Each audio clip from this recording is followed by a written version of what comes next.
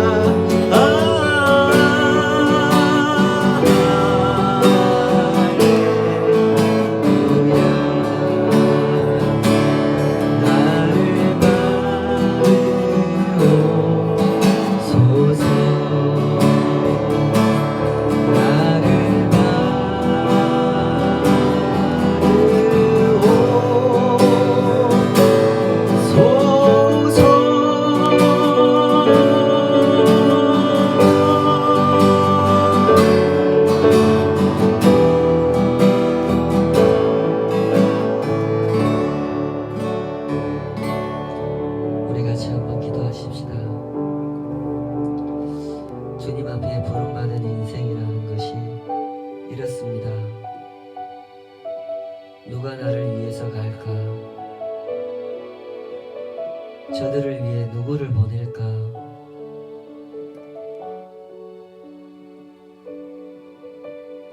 그 음성을 듣는 삶이고, 그 음성 앞에 주님, 제가 여기 있습니다. 저를 보내시옵소서. 제가 가진 것도 없고 능력도 없고 잘할 자신도 없습니다만은 저 같은 인생도 쓰실 수 있다면 주님, 제가 여기 있습니다. 저를 보내주시옵소서. 이렇게 응답받은 것이 주님의 부름받은 사람의 삶일 것입니다. 이 시간 주님 앞에 얘기하며 예배하며 우리 마음의 소원을 겸손히 주님 앞에 올려드릴 수 있었으면 좋겠습니다. 사람들이 항상 많은 말을 합니다. 정치가 어떻고 경제가 어떻고 코로나가 어떻고 포스트 코로나가 어떻고, 사람들이 자기가 아는 한계 안에서 때로는 그 한계를 넘어서 많은 말들을 하지만 그 중에 쓸만한 말이 많지 않은 것을 살아가면서 우리는 늘 확인합니다. 주님의 부르심 앞에 선 인생, 이러한 때를 살며 우리가 누구의 말씀에 귀를 기울여야 할지,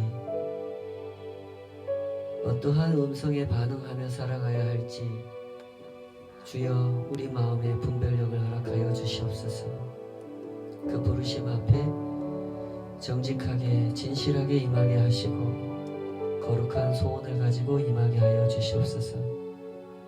사람들이 하는 말에 휘둘리지 않도록 잘 분별할 수 있는 하나님을 아는 지식, 역사와 구속사를 처음부터 마지막까지, 영원부터 영원까지 이끌어 가시는 하나님의 그 손을 언제나 겸손하게, 언제나 사모하는 마음으로 바라보며 따라가게 하여 주시옵소서. 오직 그 말씀이 우리를 지도하시고 주의 성령께서 우리에게 깨달음을 주실 줄 믿습니다.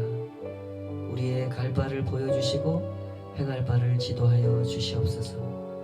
우리 사모하는 마음으로 이 시간 합심해서 기도하겠습니다. 아버지 하나님, 그 은혜 앞에 나아갑니다. 우리 눈을 열어주시고 우리의 귀와 마음을 주님 앞에, 주님을 향하여 활짝 열어주시옵소서. 그리하여 우리가 들어야 할 음성을 잘 듣게 하시고 그 음성 안에 있는 진리를 잘 따라갈 수 있도록 붙잡아 주시옵소서. 사람들이 하는 말에, 세상이 외치는 소리에 왜 이런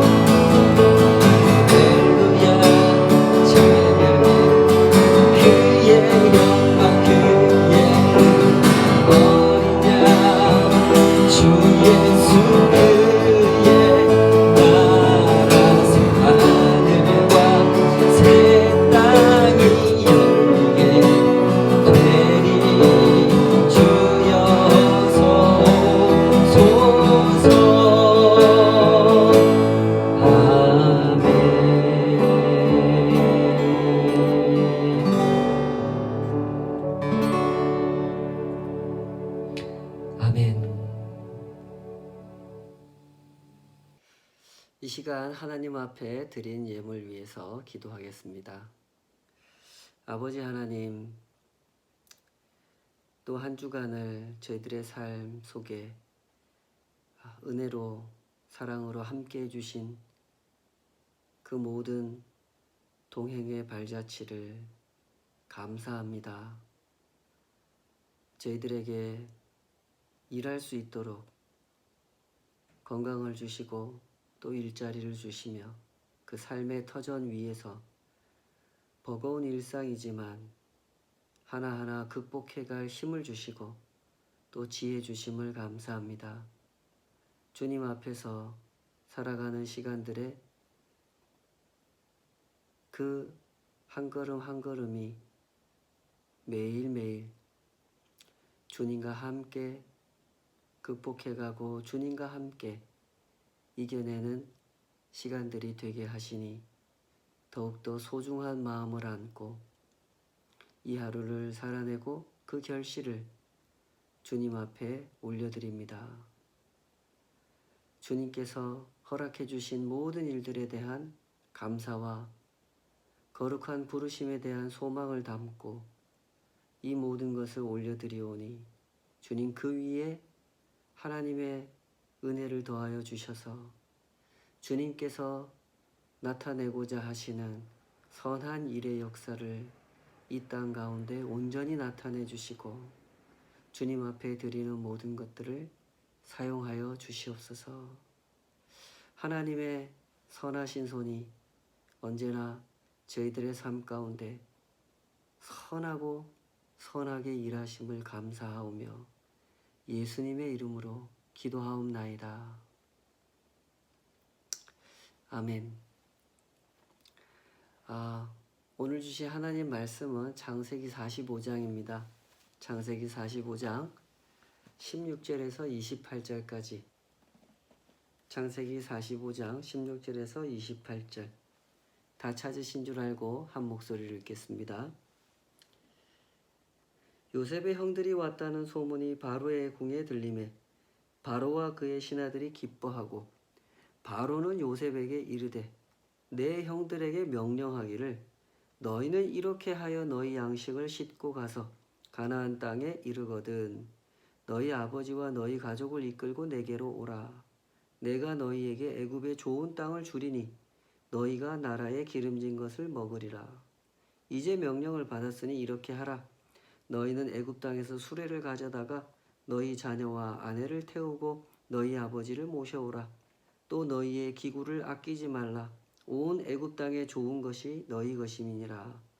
이스라엘의 아들들이 그대로 할세 요셉이 바로의 명령대로 그들에게 수레를 주고 길 양식을 주며 또 그들에게 다 각기 옷 한 벌씩을 주되 베냐민에게는 은 300과 옷 5벌을 주고 그가 또 이와 같이 그 아버지에게 보내되 수나귀 10필에 애굽의 아름다운 물품을 실리고 암나귀 10필에는 아버지에게 길에서 드릴 곡식과 떡과 양식을 실리고 이에 형들을 돌려보내며 그들에게 이르되 당신들은 길에서 다투지 말라 하였더라. 그들이 애굽에서 올라와 가나안 땅으로 들어가서 아버지 야곱에게 이르러 알리어 이르되 요셉이 지금까지 살아있어 애굽 땅 총리가 되었더이다. 야곱이 그들의 말을 믿지 못하여 어리둥절하더니 그들이 또 요셉이 자기들에게 부탁한 모든 말로 그에게 말하매 그들의 아버지 야곱은 요셉이 자기를 태우려고 보낸 수레를 보고서야 기운이 소생한지라. 이스라엘이 이르되 조카도다 내 아들 요셉이 지금까지 살아있으니 내가 죽기 전에 가서 그를 보리라 하니라. 아멘. 오늘 주신 말씀으로 내게로 오라 이런 제목으로 말씀 증거하겠습니다. 삶을 살아간다고 하는 것은 언제나 선택을 해야 하는 일이죠. 어디에서 살아갈 것인지 누구와 함께 살아갈 것인지를 선택하고 결정하는 일의 연속입니다. 오늘 야곱의 가족들은 온 가족이 애굽으로 이주를 해야 하는 그런 초청을 받게 됩니다. 요셉은 요셉대로, 바로왕은 바로왕대로 야곱의 가족들을 애굽으로 초청하죠. 바로왕은 요셉의 가족들이 애굽에 왔다는 소식을 듣고 요셉을 불러 그 가족들에게 애굽으로 초청을 하죠. 내가 당신들에게 좋은 땅을 줄 터이니 애굽으로 오시오. 가나안으로 돌아가서 아버지와 모든 식구들을 데리고 애굽으로 오시오 하고 초청을 하는데, 이 바로 왕은 요셉의 가족들을 초청함에 있어서 아주 극진한 대접을 해줍니다. 아이들과 아녀자들, 그리고 늙은 아버지 야곱을 위해서 수레까지 제공을 하죠. 요즘 얘기로 하면 아주 고급 승용차를 보내줬다, 그런 뜻이 되겠죠. 70명이나 되는 야곱의 가족들의 그 이사 비용 일체를 애굽 왕 바로가 전부 다 제공을 해줍니다. 이는 바로 왕이 요셉이라고 하는 인물을 얼마나 중요한 인물이라고 여겼는지를 보여주는 그런 장면이기도 하죠. 요셉은 그 정도로 바로 왕에게 신임을 얻고 있는 총리였던 것입니다. 사람은 이렇습니다. 나에게 도움이 되는 사람이라는 생각이 들면 그 사람에게 좋은 대접을 해주죠. 그 사람과 좋은 관계를 유지하기 위해서 그 사람의 가족들에게까지도 후한 대접을 해줍니다. 그러나 반대로 저 사람이 나에게 도움이 되지 않을 것 같다 싶은 생각이 들면 어떻게 합니까? 그동안에 베풀어 주었던 것까지 다 뺏어버립니다. 실제로 이스라엘의 역사가 그렇게 흘러가지 않습니까? 이렇게 처음 애굽으로 이사를 올 때는 얼마나 극진한 대접을 해주었습니까? 그러나 세월이 흐르고 요셉의 공적을 인정하지 않는 왕이 등장하게 되었을 때, 그런 사람이 애굽의 왕으로 등극하게 되었을 때, 그때부터는 이스라엘 사람들이 학대를 당하기 시작합니다. 이스라엘의 아녀자들이 아이들을 너무 잘 낳았단 말이죠. 점점 인구가 더 많아집니다. 그 모습을 보고 새로 등장한 왕은 두려워하기 시작하죠. 이 사람들의 인구가 애굽 사람들보다 인구가 더 많아지게 되면 결국 우리 애굽에게 위험한 일이 될 것이다 라고 생각을 한 것입니다. 그래서 이스라엘 백성들을 학대하기 시작하는데 아주 잔인한 방법까지 쓰죠. 어린아이가 태어나면 그 중에 남자아이들은 나일강에 집어 던져버려서 악어밥이 되도록 만들어버렸습니다. 그렇게 학대와 학살이 가중되면서 결국 이스라엘은 애굽을 탈출하게 되는 상황까지 전개가 되게 되죠. 사람은 이렇습니다. 야곱의 가족들을 대하는 이 바로 왕의 모습은 사람의 간사함을 적나라하게 보여주죠. 도움이 되는 것 같으면 극진하게 대접했다가도 도움이 되지 않는 것 같으면 학대를 하고 학살을 하는 사람들. 그 사람들의 마음에는 정의로운 기준이라는 것이 없습니다. 정의로운 기준을 마음에 품고 살지 않는 사람들은 이렇게 살아가는 것이죠. 정의로운 기준이라는 것이 무엇이겠습니까? 하나님을 두려워하는 마음이죠. 하나님의 섭리를 생각하는 마음입니다. 때문에 똑같이 초청하는 것 같지만 똑같은 마음이 아닌 것이죠. 바로도 야곱의 가족들을 애굽으로 초청하고 요셉도 자기 가족을 애굽으로 초청하고 있지만 똑같은 마음인 것은 아닙니다. 자, 그러면 요셉은 어떤 마음으로 이 가족들을 초청하고 있는 것일까요? 조금 앞부분으로 다시 돌아가 보겠습니다. 창세기 45장 9절에서 11절을 읽어보겠습니다. 당신들은 속히 아버지께로 올라가서 아뢰기를 아버지의 아들 요셉의 말에 하나님이 나를 애굽 전국의 주로 세우셨으니 지체 말고 내게로 내려오사 아버지의 아들들과 아버지의 손자들과 아버지의 양과 소와 모든 소유가 고센 땅에 머물며 나와 가깝게 하소서. 흉년이 아직 5해가 있으니 내가 거기서 아버지를 봉양하리이다. 아버지와 아버지의 가족과 아버지께 속한 모든 사람에게 부족함이 없도록 하겠나이다. 하더라고 전하소서. 이 요셉의 마음에는 분명한 기준이 있습니다. 하나님의 섭리를 생각하는 마음이 있죠. 하나님이 나를 애굽의 총리로 세우셨습니다. 흉년은 아직 5해나 남아 있습니다. 그동안에는 제가 우리 가족들을 봉양할 터이니 애굽으로 오십시오.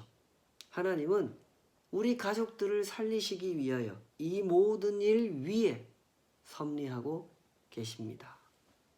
라고 설명하는 이 요셉의 말 속에서 우리는 요셉의 생각을 헤아릴 수가 있게 되는 거죠.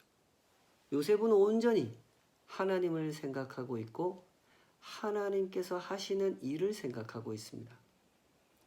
사람은 항상 사람 중심적으로 생각하는 경향이 있기 때문에 애굽의 바로 왕처럼 이 도움이 된다 싶으면 극진하게 대접을 해줬다가도 도움이 되지 않는다 싶으면 학살을 자행하는 이런 태도를 보이지만 요셉의 마음은 다르죠.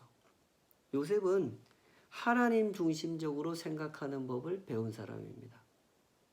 온 세상이 하나님의 섭리 아래서 살기도 하고 죽기도 한다는 것을, 그러면서 하나님의 손 안에서 보호받고 구원받게 된다는 것을 배운 사람, 그가 요셉이죠. 때문에 요셉이 분명하게 간직하고 있었던 정체성이 있습니다. 나는 하나님의 사람이다 라는 정체성이 있죠. 자, 여기서 한번 생각해 보실까요? 요셉은 어느 나라 사람입니까? 애굽 사람입니까? 이스라엘 사람입니까? 애매하신가요?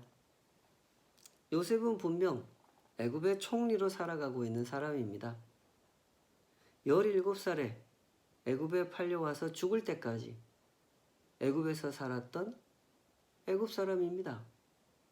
그러니 요셉을 가리켜 애굽 사람이라고 말한다고 해서 그 말이 틀린 말은 아닐 것입니다. 그러나 질문의 방향을 바꿔서 요셉에게 이런 질문을 한다고 한번 가정해 보십시다.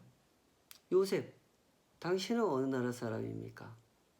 라고 물으면 요셉이 뭐라고 대답할 것 같습니까?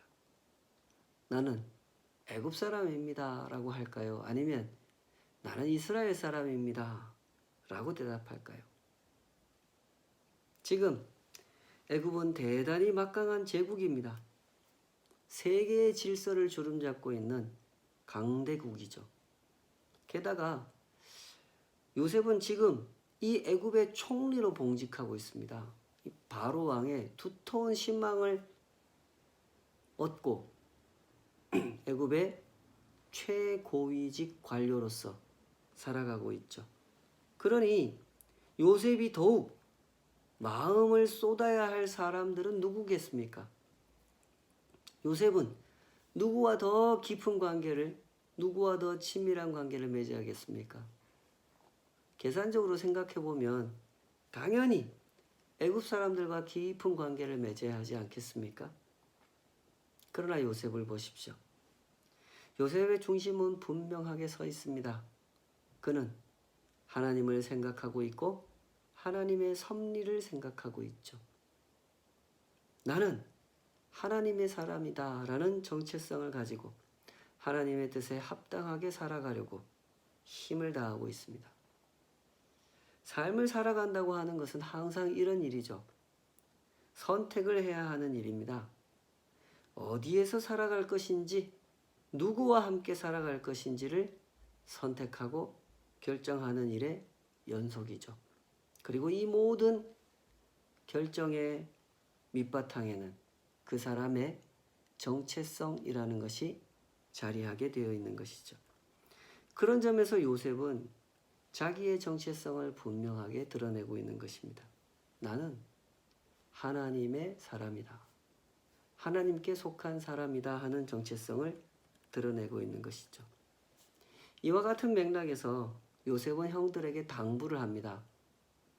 가나안으로 가서 가족들을, 아버지와 가족들을 다 데리고 돌아오라고 형들을 보내면서 형들과 베냐민에게 후한 선물을 주면서 요셉이 형들한테 이런 당부를 하죠.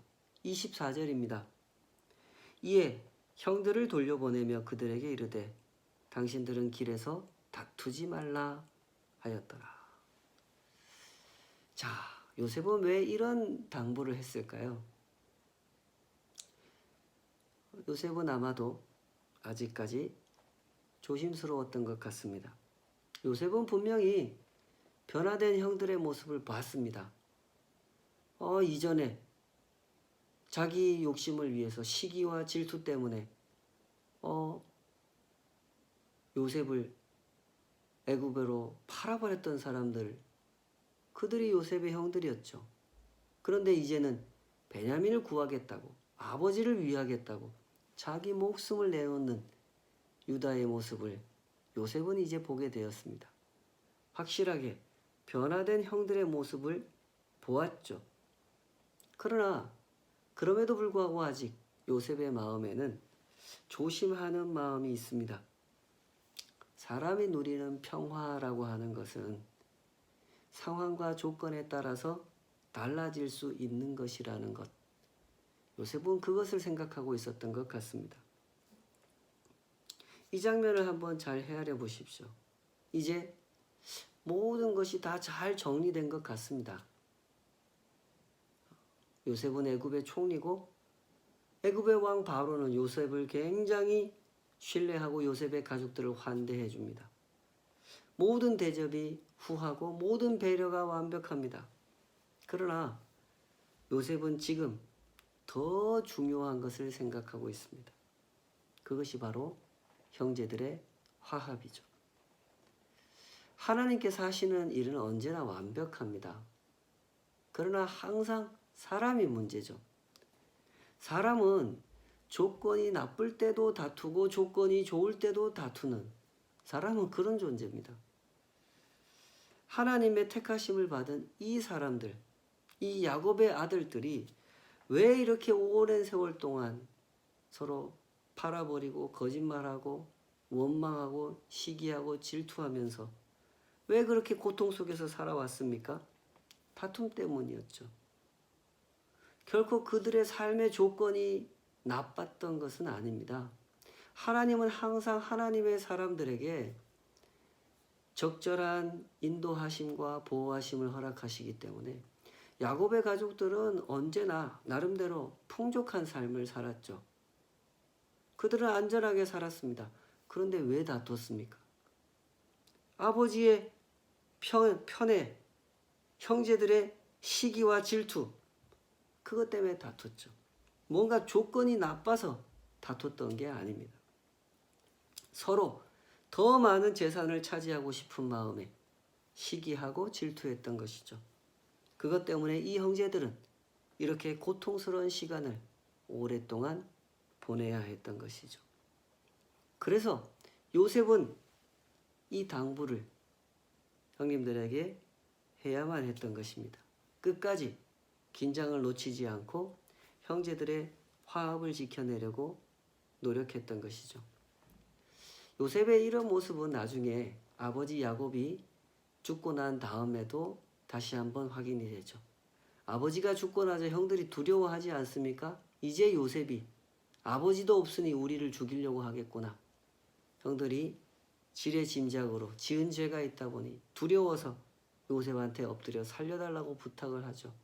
그때 요셉이 형들을 끌어안고 마음의 이 염려를 거둘 수 있도록 도와주지 않습니까? 형님들 걱정하지 마십시오. 저는 하나님의 섭리 아래 살아가는 사람입니다. 절대로 형님들 해치지 않습니다. 하고 그때도 요셉은 형제들 안에서 그 화합을 지켜내고자 애쓰는 모습을 보여주죠. 오늘 성경에서 요셉이 거듭거듭 보여주고 있는 그 요셉의 정체성이라고 하는 것, 우리가 그것을 주목해야 합니다. 요셉은 애굽 사람으로 살고 싶어 하지 않았습니다. 요셉의 마음에는 분명한 정체성이 자리 잡고 있었단 말이죠. 그는 하나님의 섭리를 보았고 하나님의 사람으로서 자신에게 주어진 일과 자신이 감당해야 할 책임을 감당하고 있었던 것입니다. 그래서 요셉이 그토록 마음을 쏟았던 것이 형제들의 화합이었던 것입니다. 삶이란 이런 것이고 신앙의 길이란 이런 길입니다. 삶을 살아간다고 하는 것은 항상 선택을 해야 하는 일이죠. 어디에서 살아갈 것인지, 누구와 함께 살아갈 것인지를 선택하고 결정하는 일의 연속입니다. 요셉의 선택, 요셉의 당부는 그런 점에서 독자들을 향하여 분명한 메시지를 전해주고 있죠. 당신이 누구라고 생각하십니까? 당신은 누구로 살고 있습니까? 하고 묻는 것이죠. 독일 신학자 중에 도로시 쨘레라는 분이 계십니다. 대학에서 교육학을 가르치는 그분의 남편 풀베르트 슈테펜스키라는 분이 계신데요. 이 부부가 함께 저술한 책이 있습니다. 나를 따르려면 이라는 신학적 주제를 다루고 있는 책인데요. 이 책에서 이 두 분이 이런 증언을 들려줍니다. 2차 대전이 발발할 당시 그 독일이라고 하는 나라에 정권을 잡고 있었던 사람들은 나치당이라는 사람들이죠. 그 당의 당수가 히틀러였습니다. 그 시절에 독일에도 많은 유대인들이 살고 있었다고 합니다. 그러나 이 유대인들은 점점 전운이 짙어져 가는 것을 보면서 불안해했죠. 유대인들에 대해서 나치당 사람들이 점점 더 무서운 협박을 하고 공격을 하는 이런 양상을 목격하면서 유대인들은 독일을 떠나느라 정신이 없었습니다. 그래서 독일을 빠져나가기 위해서 급하게 움직이다 보니까 살던 집도 운영하던 상점도 자기가 독일에서 모아놓았던 그 재산들을 다 그냥 놔두고 떠날 수밖에 없었습니다. 이렇게 놔두고 간 유대인들의 집이 아주 많았는데 이것을 나치당 사람들이 접수를 하죠. 자기 것도 아닌 것을 사실상 협박을 해서 뺏은 거나 마찬가지죠. 이걸 가지고 독일 사람들한테 팔아서 군 자금으로 썼다고 하는 거죠. 당시에 이 유태인들이 남기고 간 집을 판매를 할 때 독일 사람들이 너도 나도 아주 기쁜 마음으로 그 집을 샀다고 하죠. 집을 싸게 내주니까요. 예를 들어서 뭐 1억짜리 집이면 뭐 5천만 원에, 2억짜리 집이면 1억에 파니까 사람들이 이걸 사면서 아주 기분 좋아하면서 그 집을 샀다고 하는 것이죠. 물론 그런 사람들만 독일에 살았던 것은 아닙니다. 이 책을 쓰신 도로시 쨘레 부부가 어린 시절에 살았던 그 마을에서도 이와 같은 일이 있었다고 하는데요. 그 마을에도 유대인들이 놔두고 간 집이 있었습니다. 여기서도 나치당 사람들이 이 집을 판매를 하는데 그 마을의 어떤 선생님한테 이 집을 팔려고 제안을 했답니다. 싸게 줄 테니까 당신이 사시오 하고 제안을 했는데 이 선생님이 거절을 합니다. 이렇게 말하면서 거절했다고 하죠. 나는 그런 집에 이사 갈 수 없습니다. 법적으로 그리고 도덕적으로 그 집은 아직도 전 주인에게 속한 것입니다. 이렇게 말하자 나치당 사람들 반응이 어땠겠습니까? 그 사람을 눈여겨보았다가 며칠 후에 수용소로 보내버렸다고 하죠. 참으로 잔인한 이야기입니다. 정의로운 소신을 용기 있게 지켜낸 사람에게 박수를 보내기는커녕 그런 사람을 수용소로 보내버렸습니다. 뭐라고 이야기를 해야 될지 참으로 막막한 너무나 잔인한 이야기입니다. 우리는 이런 상상을 해볼 수 있겠죠. 만약에 내가 그런 상황에 처했다면 나는 뭐라고 대답했을까?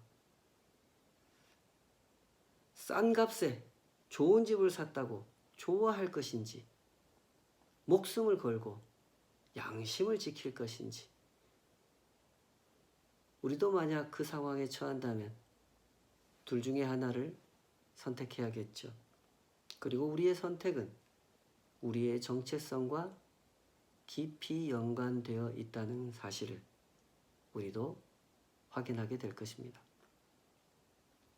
이렇게 극단적인 상황은 아니더라도 삶이라고 하는 것은 항상 선택을 동반하는 과정입니다.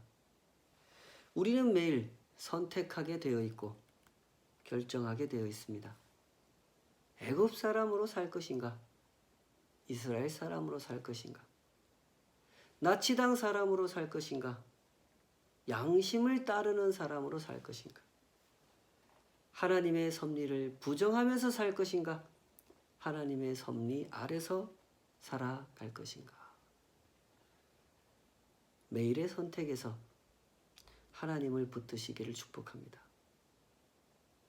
하나님께서 맡겨주신 삶은 집보다 비싸고 목숨보다 비싼 것입니다. 이 사실을 명심하셔야 됩니다.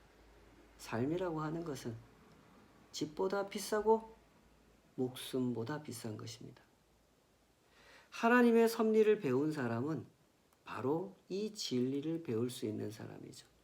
삶의 무게라고 하는 것, 삶의 가치라고 하는 것, 그것이 얼마나 고귀한 것인지를 알고 얼마나 아름다운 것인지를 알 수 있게 되는 것입니다. 이름 알 수 없는 그 선생님, 그 선생님을 우리 생각해 보십시다. 나치당 사람들의 제안을 거절하고 그분은 수용소로 끌려가셨습니다. 그렇지만 그분의 이야기는 오고 오는 사람들에게 회자되고 있죠. 그분의 삶이 얼마나 무게 있는 삶인지, 얼마나 고귀한 삶이었는지 들어본 사람이라면 누구라도 다 알 수 있기 때문이죠. 삶의 무거움을, 삶의 아름다움을 배워가도록 하십시다. 하나님의 사람들이 이 진리를 배울 수 없다면 누가 배울 수 있겠습니까? 부디 말씀의 사람이 되시고 기도의 사람이 되시기 바랍니다. 삶에 대해서, 진리에 대해서, 양심에 대해서, 사랑과 책임에 대해서 하나님 말씀보다 더 진실하게 가르쳐 줄 수 있는 말씀이 세상에 어디에 있습니까? 그러니 힘써 말씀의 사람이 되시기 바랍니다. 그 말씀을 붙들고 기도하는 사람이 되시기 바랍니다. 그 사람이 진정 복 있는 사람이기 때문입니다. 애굽으로 이사를 간다고 바로 왕이 극진한 대접을 해준다고 해서 그 사람이 복 있는 사람이 되는 것은 아니죠. 하나님의 섭리를 아는 사람이 되었을 때, 하나님의 섭리 안에서 화평을 이루는 한 사람이 되었을 때, 그가 비로소 진정 복 있는 사람이 되는 것이죠. 매일매일 이런 복을 누리시기를 주님의 이름으로 축복합니다. 기도하십시다. 아버지 하나님, 저희들이 살아가는 삶이 그렇습니다. 이 세상 속에서 저희들의 삶은 너무나 작고 너무나 힘이 없어 보입니다. 저희가 하는 말이 세상에 들릴 것 같지도 않고 저희가 하는 행동이 세상을 어떻게 움직일 것 같지도 않습니다. 그러하다 보니 이 세상의 거대한 흐름 속에서 때로는 잘못 선택하고 잘못 결정하며 하나님과 상관없이 그 섭리하심과 상관없이 살아온 적이 저희들의 삶 속에도 있었음을 고백합니다. 그러나 이제 이 말씀 앞에서 주님 저희들이 생각하기 원합니다. 분별하기 원하옵고 결단하기 원하옵나이다. 저희들의 선택과 결정이 하나님의 섭리 아래서 이루어지는 것 되기를 원합니다. 애굽 사람으로 살아가기를 기뻐하는 자, 그런 모습으로 살고 싶지 않습니다. 나치당이 제공하는 이익에 따르는 자, 그런 사람으로 살고 싶지 않습니다. 오직 하나님의 부르심 위에서 우리가 하는 선택과 결정이 하나님의 눈 앞에 있는 것임을 생각하며 그 앞에서 거룩하게 선택하고 신실하게 결정하는 한 걸음 한 걸음으로 살아가고 싶습니다. 주여, 우리를 붙잡아 주시옵소서. 이제는 우리 주 예수 그리스도의 은혜와 아버지 하나님의 크고 놀라우신 사랑하심과 성령 하나님의 내주하시고 가르치시고 격려하시고 도전하시는 그 은혜가 하나님 앞에 서서 내 작은 몸짓 하나가 하나님 그 눈 앞에서 이루어지는 선택이 되고 결정이 되기를 소원하는, 그리하여 하나님의 섭리 아래서 하나님의 사람들과 함께 화평을 이루는 한 사람이 되어 살아가기를 소원하는 모든 주의 백성들 삶 위에 이제로부터 영원까지 함께 하시기를 간절히 축원하옵나이다. 아멘.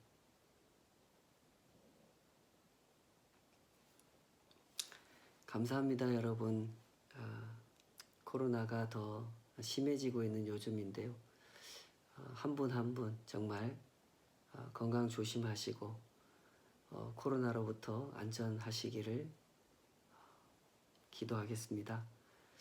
여러분께서도 만날 수 없는 시간이 길어지지만 이럴 때일수록 더 하나님과 가까워지시고 우리 서로를 위해서 깨어 기도하는 그런 기도의 삼겹줄 이어가는 삶이 되었으면 좋겠습니다. 모두 힘겨운 시간들 잘 극복해 가시기를 응원하겠습니다. 화이팅입니다. 또 뵙겠습니다.